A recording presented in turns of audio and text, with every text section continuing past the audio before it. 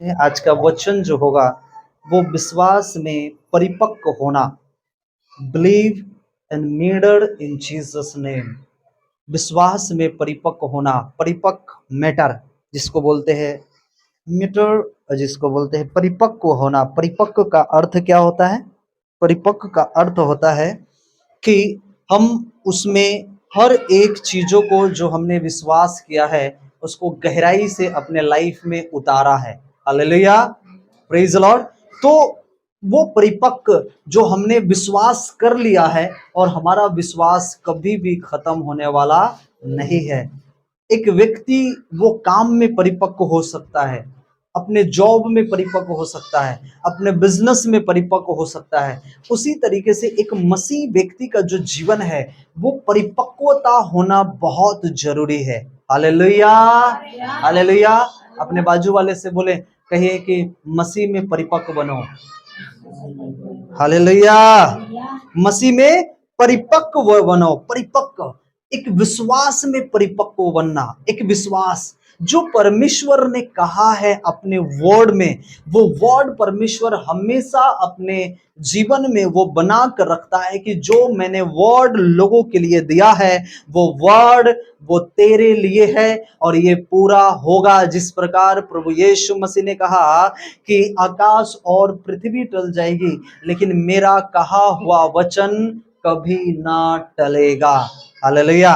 तो जो परमेश्वर ने बातें किया है, जो परमेश्वर ने वचन दिया है कि हमें वो सत्य में परिपक्व होना, हालेलुया, वो पहचान, वो जीवन में परिपक्व होना हमें बहुत जरूरी है। एक विश्वासी को, एक विश्वासी का जो जीवन होता है वो सिर्फ प्रभु के ऊपर वो विश्वास किया और उसके पास आ गया और वो विश्वास में चल रहा है, वो जीवन को जी रहा है, वो आराधना कर रहा है, वो प्रार्थना कर रहा है। लेकिन एक टाइम ऐसा आता है जब वो घर पर जाता है, जब वो फैमिली में जाता है, जब वो आस पड़ोस में जाता है और उसके जीवन में जब वो हालातें आती है, जब वो मुश्किलें आती है, जब वो प्रॉब्लम आती है, तो उस समय वो दर्शाता है कि उसका विश्वास की बढ़ोतरी कितनी बड़ी है, वो परिपक्व हुआ है या नहीं हुआ है। हालेलुया। तो एक विश्वास में परिपक्व होना हमें बहुत जरूरी है। बाइबल इस प्रकार कहती है, इफिसियों 4:13 और 13 से 15 तक पढ़ते हैं, पढ़ेंगे कोई से? हाँ, जब तक कि हम सब के सब विश्वास और परमेश्वर की पुत्र की पहचान में एक ना हो जाए। जब तक हमें कैसा बनना है? जब तक हम उसके पहचान में एक ना हो जाए। हालेलुया। ऐसा नहीं कि कोई भी ऐसी हालातें आई और हम उसमें गिर गए। कोई व्यक्ति अगर हमें वो बोला कि देख तेरे जीवन में तो ऐसा ही हो रहा है, तू तो मसीह में है, तू तो प्रभु में है, तू तेरा तो जीवन ऐसा ही है, लेकिन बाइबल इस प्रकार नहीं कहती है। वो जो लोग आपको ऐसा बोलते आकर, बाइबल कहती कि वो जो शैतान का जो आत्मा है वो अंदर वो काम कर कर वह तुम्हें भरमाएगा, तुम्हें तोड़ेगा और तुम्हें नुकसान पहुंचाएगा, तेरे विश्वास को वो कम करेगा। हालेलुया। आगे पढ़ेंगे, हाँ पढ़िए। और एक सिद्ध मनुष्य ना बन जाए और मसीह के पूरे डील डॉल तक ना बढ़ जाए, ताकि हम आगे को बालक न रहे, जो मनुष्य की ठग विद्या और चतुराई से उनके भर्म की, हाँ, हम्म हम्म हम्म हम्म हम्म हम्म जो इसमें सिर है, हम्म हम्म अर्थात वो सिर कौन है? हमारा सिर कौन है? मसीह। हालेलुया। हम सब उसके क्या है? बोलिए अंग है। क्या है? हम उसके अंग है। बाइबल कहती कि वो हमारा सिर है। जब हमें वो दुख, जब हमें हमारे जीवन में वो परेशानियां, जब वो तकलीफ, जब वो परेशानी आती है, तो बाइबल कहती है कि सबसे पहले उसे वो दर्द होता है। इसीलिए तो बाइबल कहती है कि जब हम गुनाह में थे, हम पाप में ही थे, तब पिता परमेश्वर ने अपने इकलौते पुत्र को इस पृथ्वी पर भेजा। इस धरती पर भेजा, और वो भी हमारे जैसे इस संसार में जो मनुष्य जीवन को जीते हैं, वो कैसा जीवन जी रहा था। एक मनुष्य, एक इंसान जहां पे प्रभु यीशु मसीह उस दुनिया में आए, बाइबल कहती है कि वहां के लोग एक पाप से भरा हुआ जीवन जी रहे थे, एक गुनाह से भरा हुआ जीवन जी रहे थे।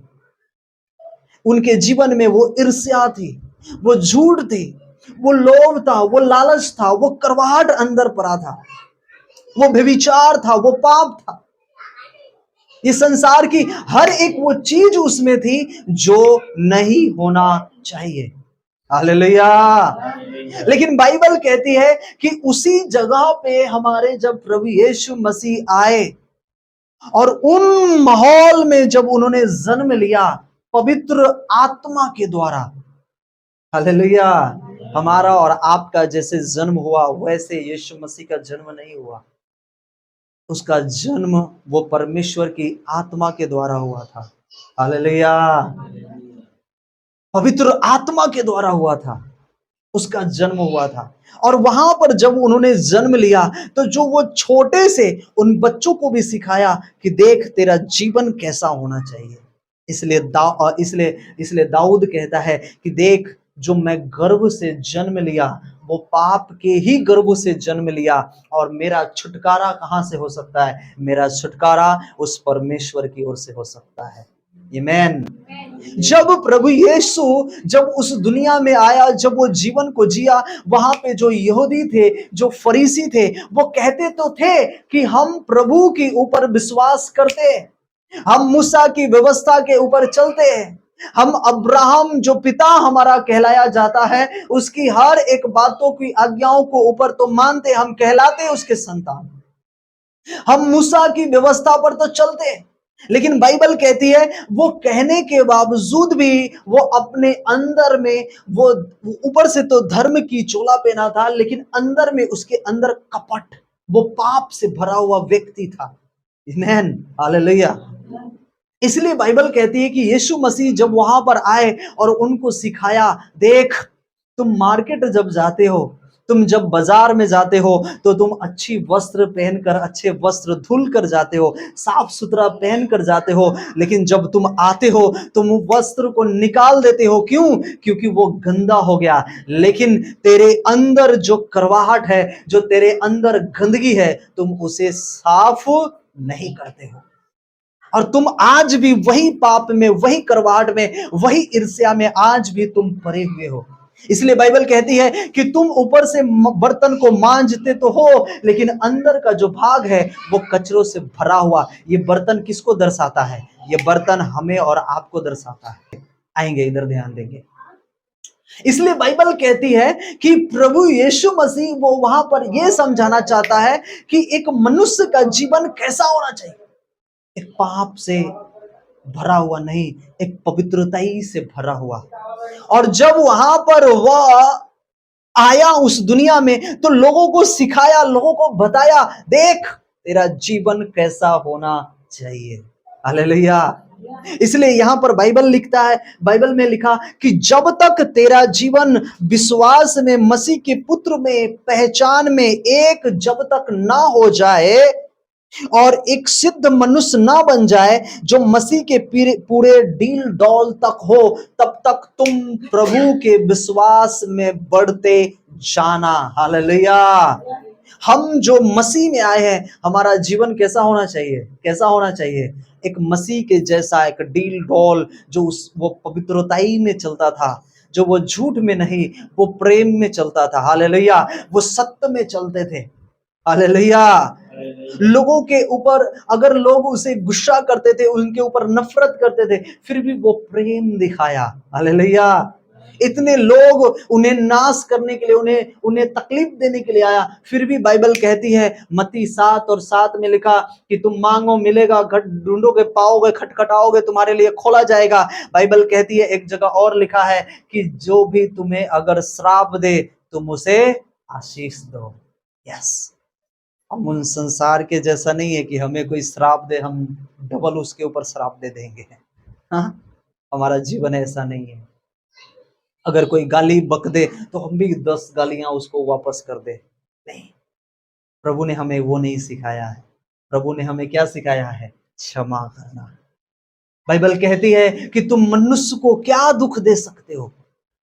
जो तुमसे लड़ते, जो तुम्हें मारते, जो तुम्हें नाश करते, तुम्हारे शरीर को वो नाश कर सकते हैं, लेकिन तेरे आत्मा को वो नाश कभी नहीं कर सकते। हालेलुया। तुम उसके ऊपर अपना हथियार न चलाना, तुम अपनी लड़ाई खुद न लड़ना, तेरी लड़ाई लड़ने के लिए वो परमेश्वर है। हालेलुया। तुम क्षमा करना एक दूसरे को। जो तुम्हें श्राप दे, तुम उसे क्या करो? आशीष दो। हालेलुया। ये जीवन प्रभु हमें और आपको बताना चाहता है कि जो मसीह का पहचान था, वो क्या पहचान था? क्या पहचान था? हाँ, क्या पहचान था? लोगों को क्षमा करना। हालेलुया। किसी के बारे में ईर्ष्या नहीं, लोभ नहीं, लालच नहीं, हालेलुया, व्यभिचार नहीं, पाप नहीं, गंदे काम नहीं। परमेश्वर हमें सिखाया कि जैसा मैं पवित्र हूं वैसा तुम भी पवित्र बनो। हालेलुया। वो नरक में जाने से हमें बचाकर अपने साथ वो स्वर्ग में लेकर जाएगा। इसलिए उसने हमारा और आपका क्या किया है? उद्धार किया है। हमारा और आपका क्या किया? उसने छुटकारा दिया। इसलिए बाइबल सीधा सिंपल कहती है कि जो व्यक्ति मुझ पर विश्वास करता है उसके पापों को मैं क्षमा करता हूं और उसके गुनाहों को मैंने क्षमा कर दिया है। अब उसका जीवन नाशवान की ओर नहीं, अब उसका जीवन अमरता की ओर होगा। हालेलुया। उसका जीवन कभी ना मरने वाला जीवन होगा यीशु मसीह के नाम में। आमीन। हालेलुया।